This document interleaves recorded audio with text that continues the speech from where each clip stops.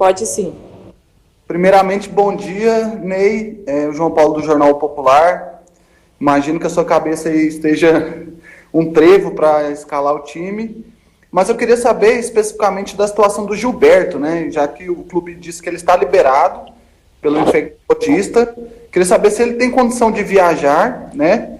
E por que ele foi testado no jogo com São Paulo, já que ele vinha de um período de isolamento, teoricamente. O Gilberto é um desses casos, né?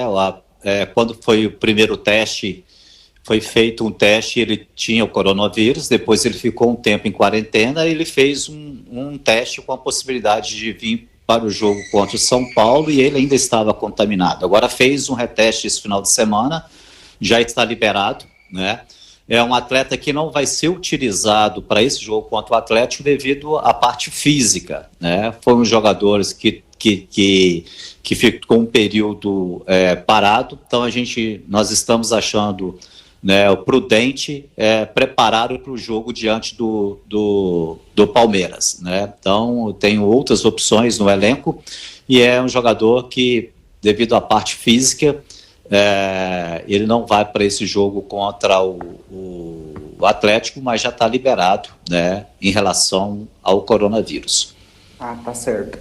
Outro atleta que até ficou de fora ali do jogo contra o São Paulo foi o Rafael Vaz, mas aí por outro problema, né? Isso. Está recuperado? Ele vai viajar? Está recuperado. O Rafael treinou hoje normalmente, né? Então nós ganhamos, em relação ao último jogo, nós ganhamos aí essa opção de utilização do Rafael Vaz, quanto do Sanches também, que ficou fora da lista do último jogo, embora ele tenha feito, né, um reteste, e no segundo teste dele deu que ele não tem, né, o coronavírus, né? Então a gente ganha esses dois atletas para esse confronto com o Atlético, o Sanches e o Rafael Vaz.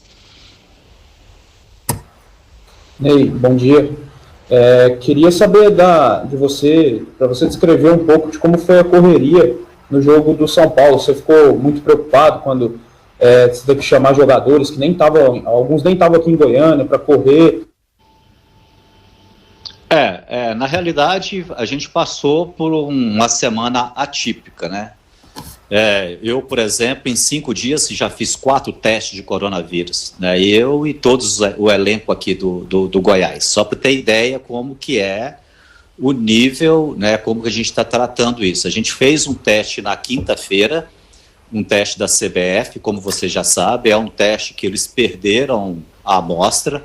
A gente teve que refazer o teste da CBF depois na sexta-feira de novo, né? E foi aí que deu o grande problema, né? Que a gente tem que preparar uma equipe para o jogo, e dentro dessa preparação nós tivemos 10 jogadores impossibilitados de ir para o jogo. Dentro desses 10 jogadores, 8 jogadores que tinham treinado como titulares, e que a nossa equipe estava toda montada em cima, jogadas de bola parada, né, escanteio defensivo, ofensivo, posicionamento dentro de campo, né? E quando chega essa informação apenas no domingo, faltando ali, né, 5, 6 horas apenas para o jogo, né, realmente a cabeça de todos dentro do clube ficam procurando explicações, e ao mesmo tempo a gente tem que tomar soluções. Então a minha decisão como treinador é deixar essa questão da parte jurídica, se vai ter jogo ou não, e eu vou resolver os problemas técnicos da equipe. Então, no domingo pela manhã, a gente dividiu o clube dessa forma. Teríamos apenas 13 jogadores em condições de jogo. Foi-me passada a informação que a gente poderia usar alguns atletas do Sub-23 que foram testados. A gente chamou esses atletas, fizemos a palestra com esses atletas para ir para o jogo, montei a equipe e fiquei focado apenas no jogo contra o São Paulo, se o jogo fosse realizado, né? Dentro do vestiário, a gente foi informado que esses atletas que não fizeram o teste do Covid pela CBF não teriam condições de jogo, e eu, em momento nenhum, fiquei lamentando. Eu comecei a mobilizar os 13 atletas para o jogo, e felizmente, né, o clube, com os advogados, né, tiveram a competência de defender uma causa que era uma causa justa. Ela foi atendida, né, pelo STJD, né? E assim a gente ganhou um tempo agora, no mínimo, para remontar a equipe para o jogo de quarta-feira. Ganhamos algumas opções para este jogo, como a gente já falou, além do Vaz do Sanches, outros jogadores agora fizeram o teste, né? E estamos aí, né, pelo menos com os testes feitos no laboratório aqui de Goiânia. Nós tivemos apenas um caso de um atleta, então a gente tem agora, né, uma tranquilidade maior. Realizamos 2 trabalhos táticos para esse jogo contra o Atlético, né, e vamos ter 22 atletas aí disponível para esse jogo, né, que é o ideal para um jogo. Então, me cabe como treinador, né, como eu falei anteriormente, eu não sou de ficar lamentando a ausência de atleta.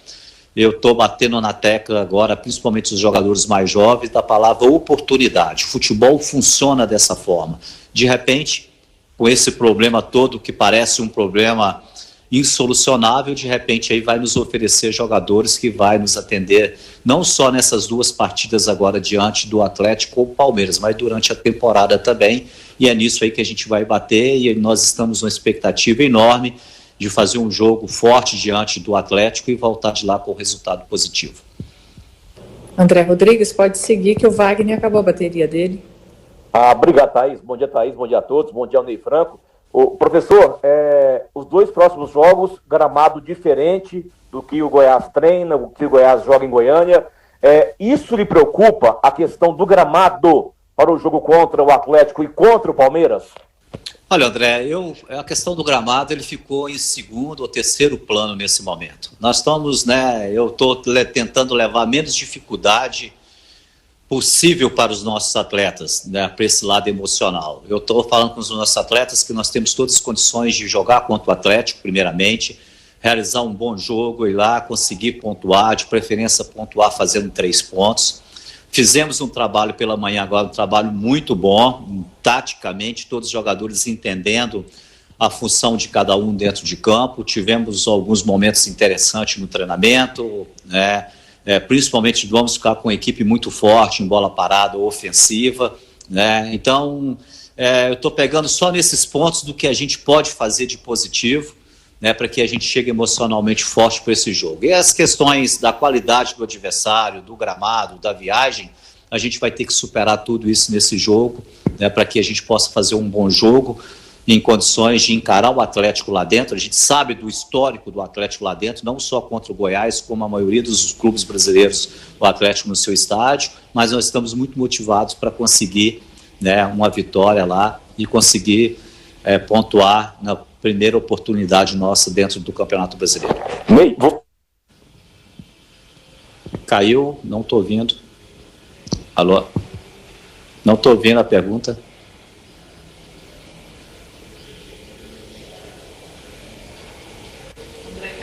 Caiu a conexão do André. Eu vou aqui então, Ney. É o Alex Rodrigues da Rádio CBN.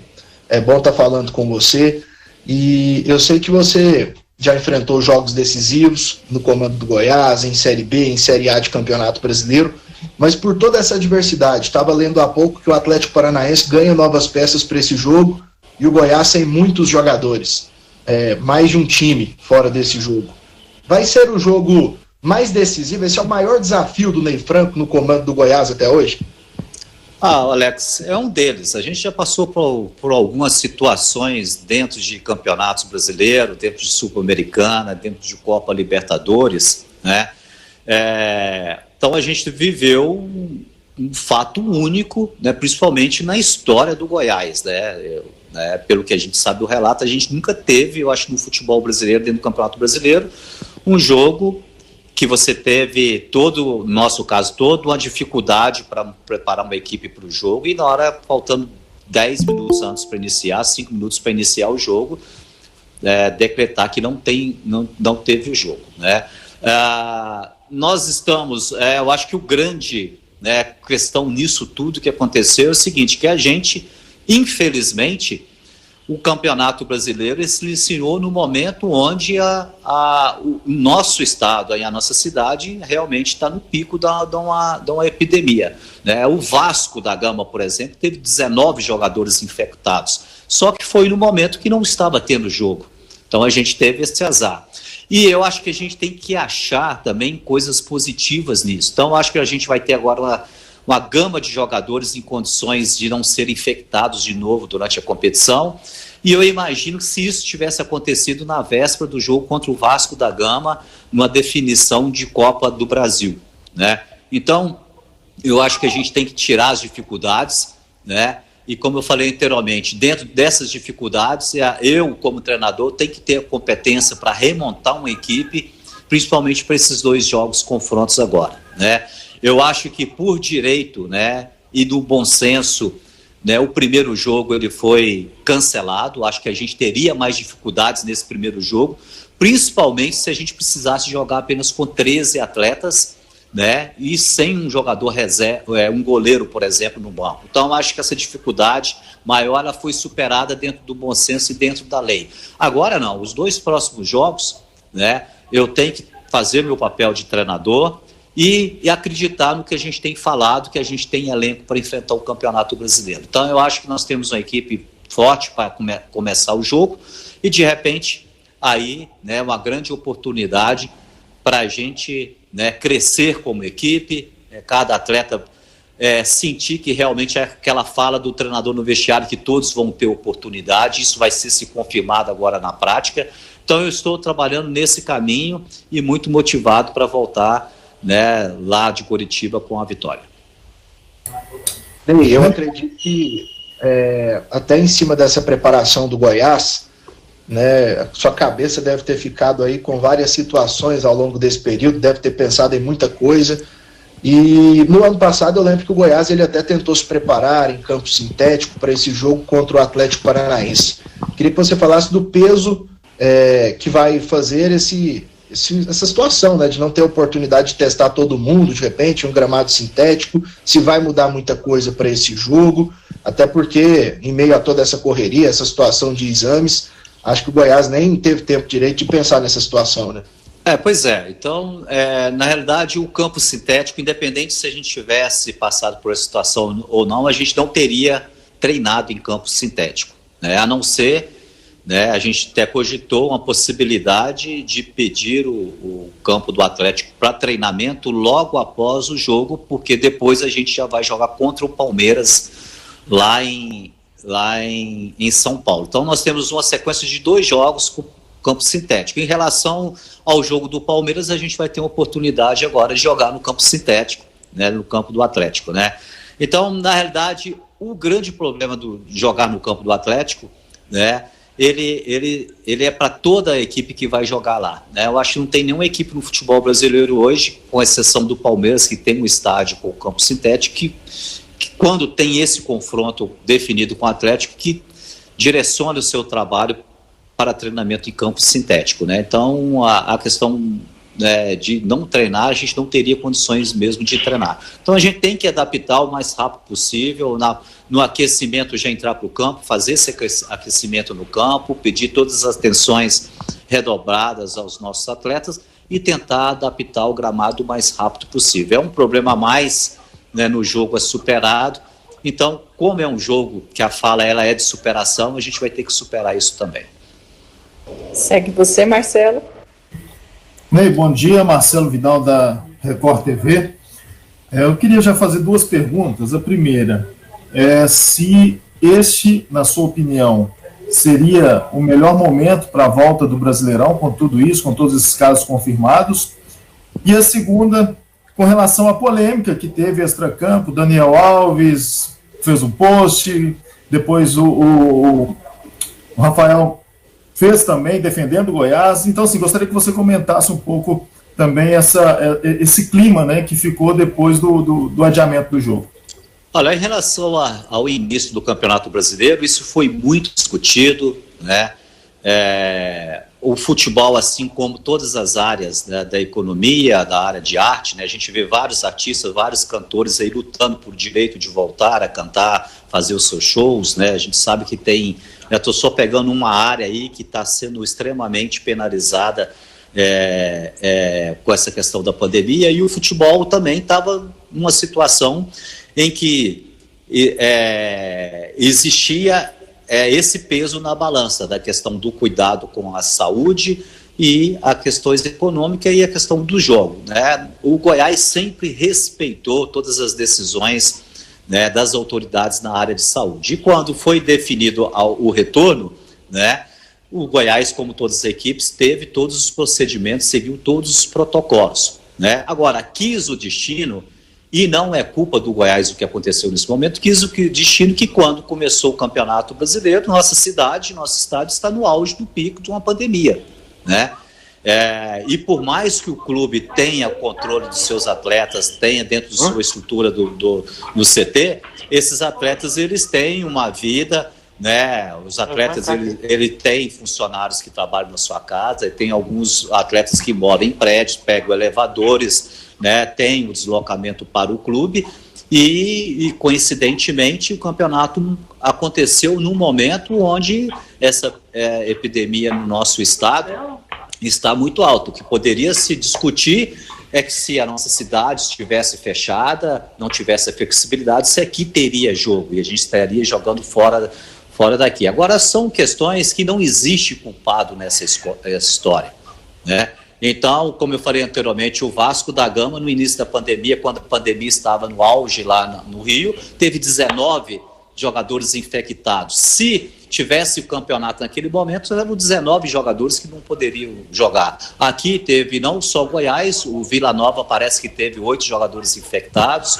o Atlético Goianiense também teve, então não é um problema do Goiás. Em relação ao post do Daniel Alves, né, e em relação ao Rafael Moura, né, são, de repente, algumas pessoas têm que dar opiniões, mas sem saber realmente o que acontece internamente. Eu, para te falar a verdade, eu não entendi muito bem o post do Daniel Alves. Um post muito indefinido, se a gente não sabe se ele está criticando a CBF, se está criticando o Goiás, se está criticando o futebol, né? Então, né, e o Rafael Moura, né, colocou uma posição dele como profissional e também em defesa do nosso clube, porque ele está presenciando todo o esforço que o Goiás fez com a sua diretoria e comissão técnica para manter, né, os seus atletas numa situação, né, de proteção para que não pegasse o vírus. Mas nós estamos no meio de uma pandemia numa cidade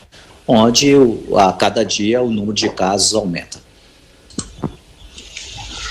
Ney, bom dia.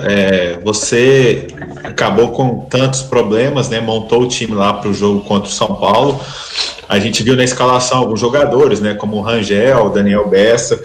Eu queria saber se vai ser aquele time, né? Com a entrada do Fábio e do Vaz, com o Heron indo para a esquerda. É basicamente aquela formação com esses dois zagueiros que você não contava naquele momento?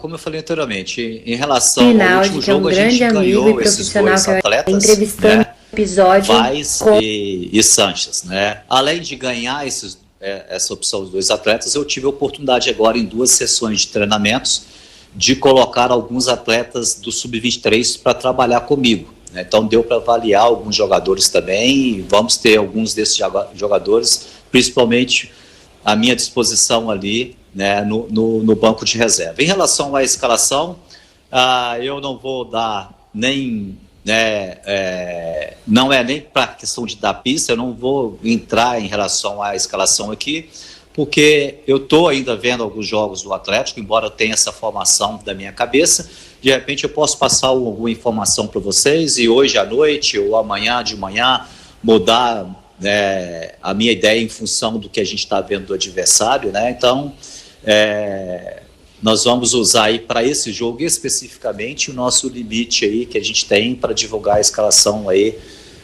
para vocês, né? E devido a essa dificuldade que a gente teve aí para armar a equipe. Outra dúvida, você já até falou sobre o Rara, né, numa coletiva anterior, e a gente viu que ele estava no banco, né, assim, pelo menos nas redes sociais a gente vê o torcedor pedindo o Rara, né, por causa daquela expectativa, um jogador que estava na seleção do país dele. Eu queria saber de você, como é que está o Rara, ele já está adaptado, você conta com ele para esse jogo lá contra o Furacão? Tá, é um jogador que vai ficar conosco, tem como opção, como estava no último jogo, o banco de reserva, está treinando, né? e dentro dos treinamentos, na montagem da equipe. No momento, estou vendo outras opções para iniciar o jogo, os jogadores que estão à frente dele.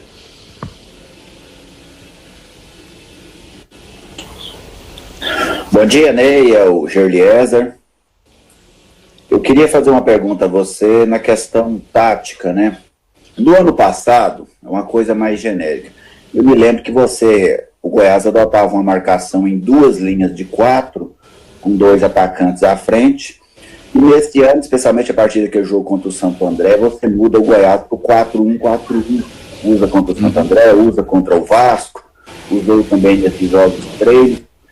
Você fez essa modificação por entender que talvez esse sistema seja hoje mais completo do que era aquele outro, ou pela sua composição de elenco? Boa pergunta, Gelies. É uma oportunidade da gente explicar em alguns momentos, né? A gente sabe que o treinador, quando joga, monta uma equipe, em alguns momentos, essa variação do posicionamento do jogador dentro de campo, ela é discutida, né? Em alguns momentos, por mais que você tenha uma forma que você gosta de jogar, né, você fica muito dependente das opções que você tem e das características dos jogadores. Nem que você tenha um elenco melhor ou pior do que uma temporada, né? Então, eu estou tentando montar a equipe de acordo com as características dos jogadores que eu tenho, né? E o teste, quando você está num campeonato de ponto corrido, como por exemplo, no início do ano, o campeonato regional, por exemplo, o campeonato estadual, que é um campeonato que tem uma primeira fase que não vale nada. Você tem ali uma sequência de jogos, você tem que aproveitar essa sequência de jogos. Além de fazer testes de jogadores de posicionamentos, você também tem que criar oportunidades para jogadores que você quer ver. Jogadores que vêm da base, jogadores que foram contratados, e isso em alguns momentos é confundido, né, com falta de critério, falta de definição da equipe. Então, nos momentos que a gente teve que fazer jogo decisivo, com exceção do jogo contra o América, com o Salto de América, onde a gente foi muito mal, né, devido a várias situações, nos jogos que a gente precisou de jogar realmente com a equipe forte, com a definição de equipe, que foram os 2 confrontos contra o Santo André e o Vasco, a gente ajustou a equipe da forma como a gente gosta de jogar, e com a equipe muito bem protegida defensivamente. Tanto que nos três confrontos que a gente teve na Copa do Brasil, com Fast, Santo André e Vasco, foram 3 confrontos de 5 gols marcados e nenhum gol sofrido. A gente conseguiu achar esse equilíbrio, né? É um equilíbrio que a gente quer agora para dentro de um campeonato brasileiro, né? E você posiciona os jogadores em alguns momentos de acordo com essa característica. Então a gente está tentando, dentro de treinamentos, encaixar essa melhor forma de jogar.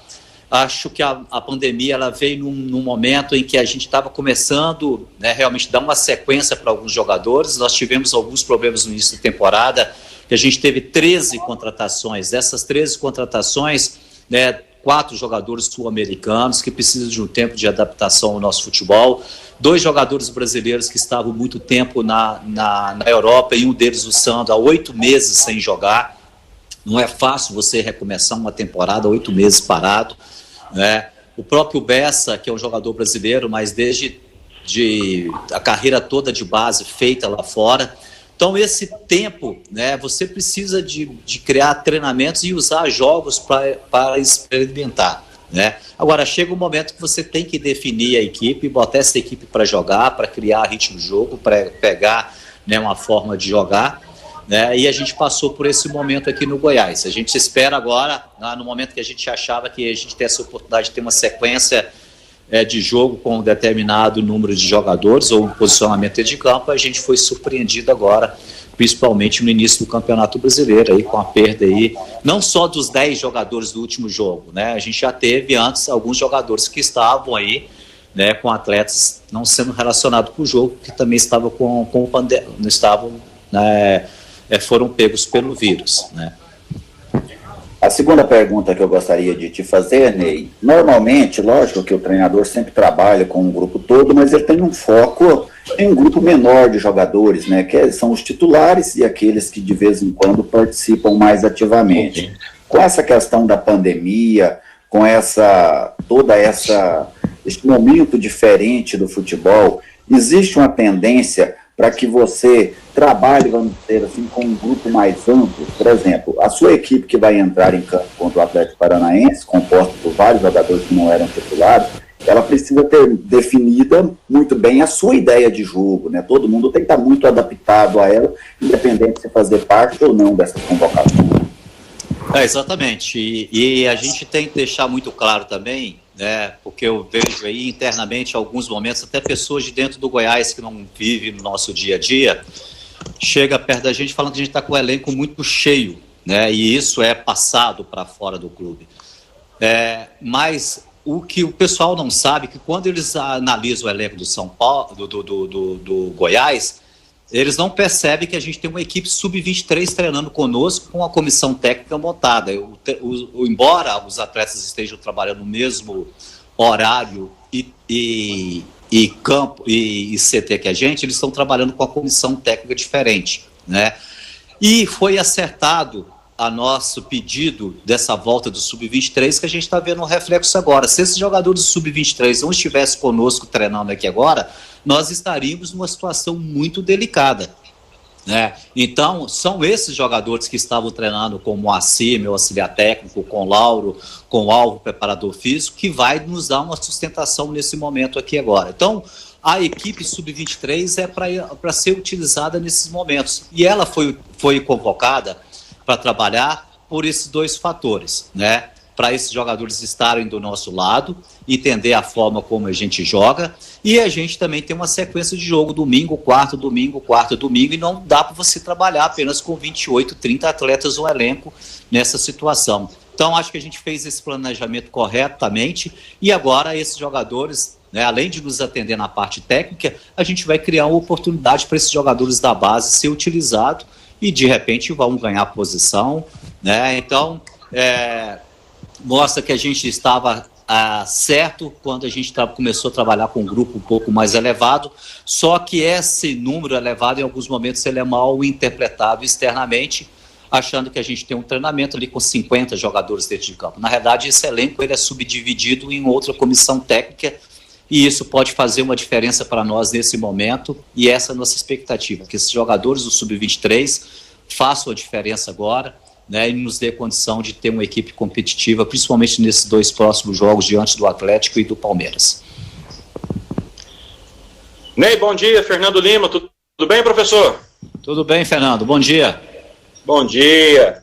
Esses dois jogos, com esses problemas que você tem, né, problemões, grandes problemas que você tem, esses abacaxis aí para descascar, também pelo fato até dos jogos eles serem fora de casa, também eles vão servir para você ter uma base do elenco que você tem em mãos, com que você vai poder contar daqui para frente, não só para saber que você tem um bom time, um time competitivo, mas também um elenco competitivo para a disputa do Campeonato Brasileiro. Vai ser um vestibular praticamente para esse pessoal que está ganhando essa oportunidade, né? Desculpa se eu estiver repetindo a pergunta aí.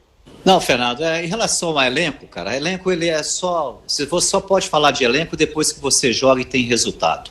Tudo que a gente escuta sobre o elenco do Goiás antes da gente jogar, de entrar nas competições à vera, igual foi a Copa do Brasil, né? Como eu falei anteriormente, a gente tem campeonato regional, é um campeonato muito fraco no seu início, a gente usou para a gente observar algumas coisas. Eu acho que a partir desse momento de jogos valendo que você realmente começa aí a avaliar elenco, em cima dos resultados, entendeu? Então eu vou falar do meu elenco na hora que eu tiver uma sequência de 3, 4 jogos dentro do Campeonato Brasileiro.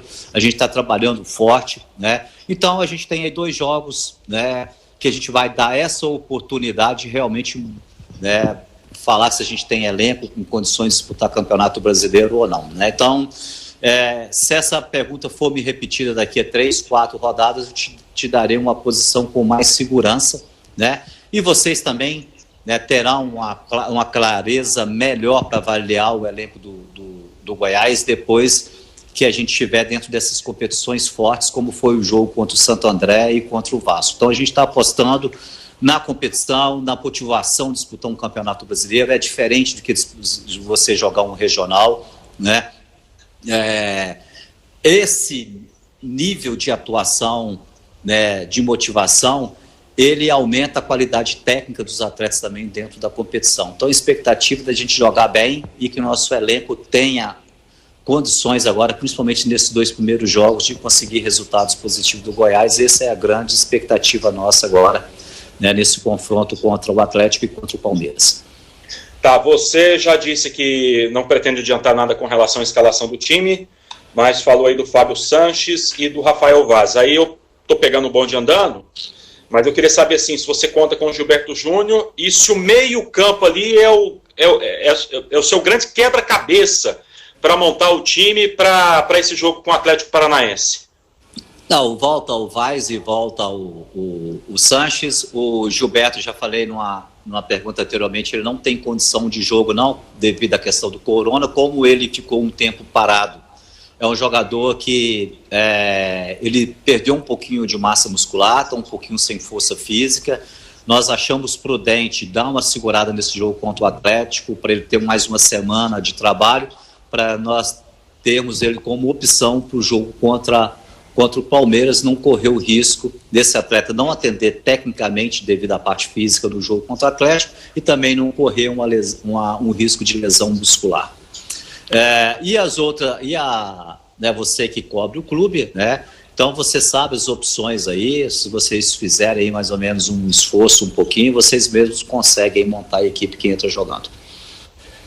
Ney, o Edson Júnior da Band News, de novo, parece que não saíram as perguntas no comecinho, vou até mudar um pouquinho aqui. Nas passagens que você teve no Goiás, tanto na Série B quanto no campeonato do ano passado, toda hora eu fecho dele. Tanto quando foi na Série B quanto no ano passado, o Goiás começou mal, foi crescendo até conquistar os seus objetivos. Na Série B, a volta à Série A e a 10ª colocação ano passado. E esse ano também foi assim, começou mal e o Goiás estava crescendo muito no Campeonato Goiano e as vitórias que teve na Copa do Brasil. Você acha que perdeu toda essa remada que você teve no início dessa temporada? Vai ter que remar tudo de novo para chegar no ponto ideal?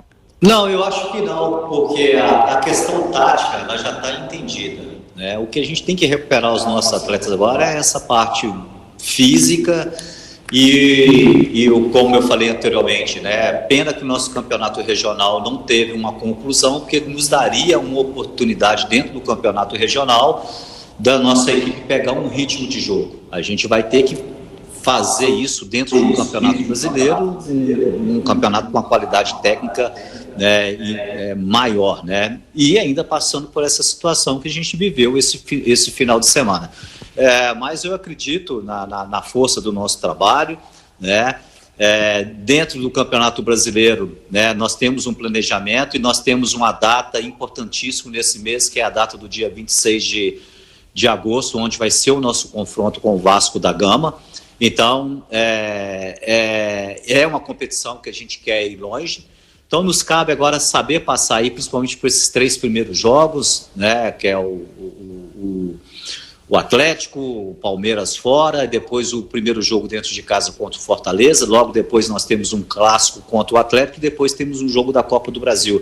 Então, nós temos um planejamento aí de 5 jogos, 4 jogos dentro do Campeonato Brasileiro extremamente difícil e um 5º jogo, um jogo valendo a vaga para a próxima fase, para a 4ª fase da Copa do Brasil. Então, existe um planejamento e expectativa que a gente não retroceda na parte tática e o que a gente mais quer nesse momento agora é que esses jogadores peguem um ritmo de jogo, né? Nós temos, por exemplo, desse jogo contra o Atlético, nós já temos alguns atletas que a gente sabe que eles não aguentam o jogo todo. Já estava planejado o jogo contra o São Paulo. Atletas como o Bessa, como o Vitor Andrade, são atletas que não têm condição de... não suportam ainda um jogo inteiro devido a todos os problemas que esses atletas tiveram agora na volta aí das atividades, né?